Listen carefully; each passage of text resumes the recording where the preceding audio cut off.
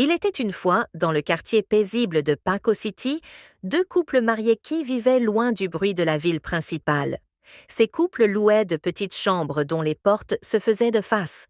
Chaque matin, lorsque le soleil commençait à se lever, les deux épouses, Cynthia et Anita, ouvraient leurs portes et se saluaient avec des sourires chaleureux.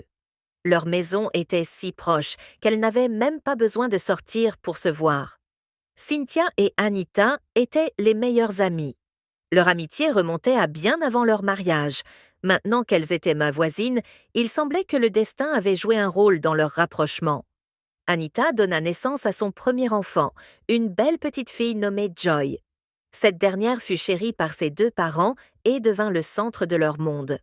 Au fil des ans, ils accueillirent 3 autres enfants dans leur famille, chacun apportant plus de bonheur et de rire. Leur quotidien était rythmé par les éclats de voix joyeux et l'agitation des petits. Pendant ce temps, Cynthia, elle, ressentait un mélange de joie et de tristesse. Elle était heureuse pour son amie, mais elle ne pouvait s'empêcher de se demander pourquoi elle n'avait pas encore eu la bénédiction d'un enfant. Ce désir non assouvi la pesait. Elle avait toujours rêvé d'être mère, mais jusqu'à présent, ce rêve ne s'était pas réalisé. Voir le bonheur d'Anita lui rappelait douloureusement ce qui lui manquait. Au fil du temps, l'étroite amitié entre Cynthia et Anita commença à changer. Autrefois, elles passaient des heures à partager leurs histoires et leurs rêves. Mais Anita, accaparée par les exigences de la maternité et la gestion de son foyer en pleine expansion, avait désormais moins de temps à consacrer à son amie. Cynthia sentit cette distance s'installer. Elle lutta contre un sentiment croissant de jalousie. Il lui était difficile d'observer la vie d'Anita, comblée par ses enfants, alors qu'elle-même restait seule. Chaque éclat de rire des enfants d'Anita, de l'autre côté de la rue, approfondissait sa douleur. Au début, Cynthia tenta d'ignorer ses sentiments. Elle savait qu'elle aurait dû être heureuse pour son amie. Mais l'amertume grandissait en elle, jour après jour.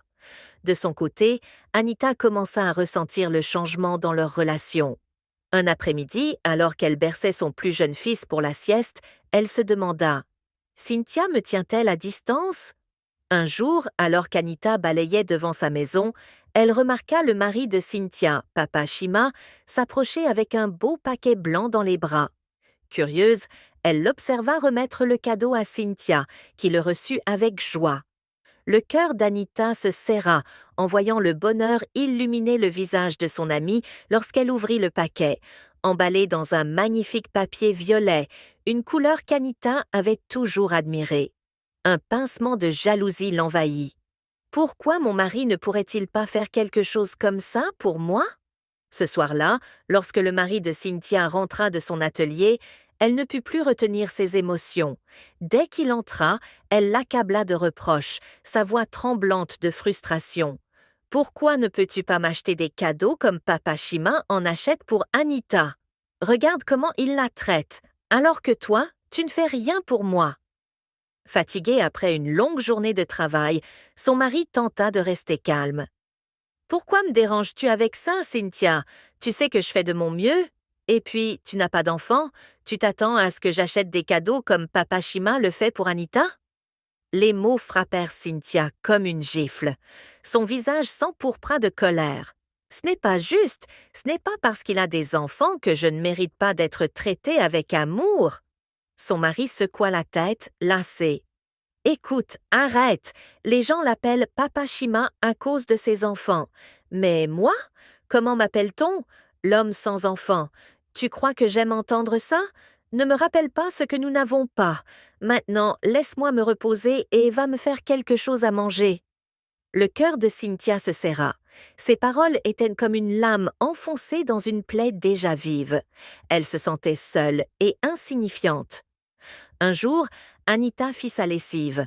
Le soleil brillait haut dans le ciel et elle ressentit une satisfaction en frottant les vêtements de ses enfants et de son mari.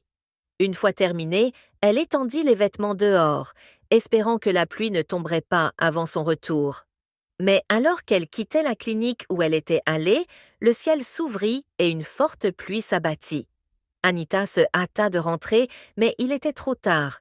Les vêtements avaient été trempés. Frustrée, elle se souvint qu'elle avait demandé à Cynthia de l'aider en cas de pluie. Elle était censée être là pour moi, pensa-t-elle. Lorsqu'elle arriva et vit les vêtements toujours suspendus, sa colère explosa. Sans réfléchir, elle se dirigea vers la maison de Cynthia et frappa à sa porte. « Cynthia !» s'exclama Anita, incapable de cacher sa frustration. « Je t'avais demandé de m'aider. Pourquoi n'as-tu rien fait ?» Cynthia lui lança un regard froid et répondit sèchement. « Est-ce moi qui t'ai dit d'étendre tes vêtements dehors ? Tu aurais dû savoir qu'il risquait de pleuvoir. Ce n'est pas ma faute. » Le cœur d'Anita rata un battement. Son amie semblait ignorer totalement son désarroi. « Tu étais mon amie, Cynthia. Je pensais que je pouvais compter sur toi. » Cynthia haussa les épaules. « Je ne suis pas responsable de tes décisions. Si tu voulais garder tes vêtements en sécurité, tu aurais dû y penser plus tôt. » Un silence pesant s'installa. Anita comprit alors que leur relation avait atteint un point de non-retour. Les années passèrent et le fossé entre elles se creusa. Malgré la proximité de leur maison, elles évitèrent de se parler. Leurs maris échangeaient parfois quelques salutations, mais sans chaleur. Un jour, Cynthia, accablée par son désir inassouvi d'avoir un enfant, confia son chagrin à son amie Ukiya. Cette dernière lui parla d'un médecin traditionnel réputé pour aider les femmes en difficulté. « Il a aidé beaucoup de femmes dans notre communauté. Peut-être que cela fonctionnera aussi pour toi ?» Désespérée, Cynthia accepta d'essayer. Le week-end suivant, elle se rendit au sanctuaire du guérisseur, un vieil homme au regard perçant. Après avoir écouté son histoire, il lui révéla « Votre infertilité n'est pas seulement médicale. Anita vous a volé votre destin pour le remplacer par le sien. » Le cœur de Cynthia se serra. Comment a-t-elle pu faire ça? Pour récupérer ce qui vous appartient, il faudra agir. Prenez ce flacon et versez-en le contenu sur les pantoufles de ces enfants. Lorsqu'ils les porteront, ils tomberont malades et mourront. Ainsi, l'équilibre sera rétabli. Cynthia prit la bouteille, tiraillée entre l'espoir et la peur. Alors que le tumulte grandissait autour d'elle, les voisins s'éveillaient, sortant de chez eux pour comprendre ce qui se passait.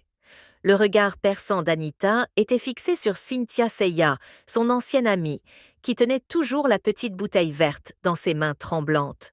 « Réponds-moi, Seiya !» cria Anita, la voix empreinte d'émotion. « Pourquoi as-tu fait ça? Pourquoi vouloir du mal à mes enfants ?» Seiya sentit un nœud se former dans sa gorge. Elle baissa la tête, incapable de soutenir le regard d'Anita. Elle savait que son secret était découvert et qu'elle n'avait plus d'échappatoire. Le poids de ses actes la submergea soudainement et elle éclata en sanglots. « Je suis désolée, Anita, » murmura-t-elle entre deux sanglots. « Je ne savais plus quoi faire. J'étais tellement jalouse, tellement malheureuse de ne pas avoir d'enfant. J'ai laissé cette douleur me consumer au point d'accepter l'inacceptable. » Anita, toujours sur la défensive, observa son amie en larmes. Son cœur était partagé entre la colère et la peine. Malgré tout, elle n'arrivait pas à ressentir de haine pure envers elle. « Et ce médecin traditionnel ?» demanda Anita, sa voix légèrement adoucie. « C'est lui qui t'a donné cette bouteille ?» Seiya hocha la tête. « Il m'a convaincu que tu avais volé mon destin, que c'était la seule façon de rétablir l'équilibre. » Les voisins chuchotaient entre eux, outrés par ce qu'ils entendaient. Certains étaient prêts à accuser Seiya de sorcellerie, mais Anita leva la main pour calmer tout le monde. « Cette histoire s'arrête ici, » déclara-t-elle fermement. « Je ne veux pas que cela dégénère en haine et en vengeance. » Elle se tourna vers Seiya. « Je comprends ta douleur, Seiya, mais crois-moi, jamais je n'aurais volé ton bonheur. Ce médecin t'a manipulé. Il a profité de ton désespoir pour te pousser à commettre une erreur. » Seiya releva la tête, surprise par les paroles d'Anita. Elle s'attendait à du mépris, à de la haine, mais à la place, elle voyait de la compassion.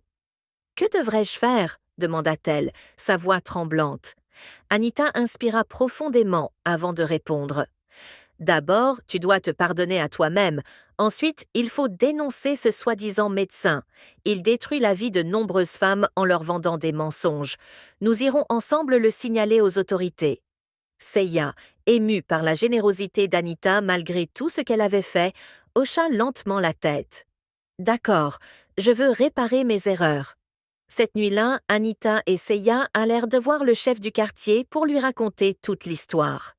Avec l'aide des autorités locales, le faux médecin fut arrêté et son commerce frauduleux fut démantelé. Une nouvelle chance pour Seiya. Les jours passèrent, et bien que la confiance entre Anita et Seiya fût brisée, elles commencèrent lentement à se reparler. Anita, avec toute sa gentillesse, proposa à Seiya de consulter un vrai médecin, un spécialiste en fertilité. Après plusieurs mois de consultations et de traitements adaptés, un miracle se produisit. Seiya tomba enceinte. La nouvelle se répandit dans tout le quartier, et même Anita ne put retenir ses larmes de joie en apprenant la nouvelle. « Tu vois, Seiya, il ne fallait pas perdre espoir », lui dit-elle en lui tenant la main. Quand le jour de l'accouchement arriva, Anita fut parmi les premières à se rendre à l'hôpital. Elle attendit avec impatience et, lorsqu'on lui annonça que Seiya avait donné naissance à un magnifique petit garçon, elle sentit son cœur se gonfler de bonheur. En tenant son bébé dans ses bras, Seiya éclata en sanglots de gratitude. « Je t'ai tant fait de mal, Anita. Et pourtant, tu es toujours là. » Anita sourit et caressa la joue du nourrisson. « L'amitié véritable peut traverser bien des tempêtes.